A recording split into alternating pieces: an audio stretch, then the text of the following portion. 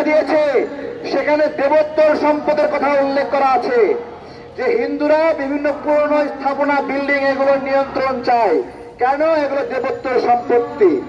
আরে তোমার দেবোত্তর সম্পত্তি 1947 সালে দেশ ভাগের সময় মুসলমানদের কাছে বিক্রি করে ভারতে চলে গেছে।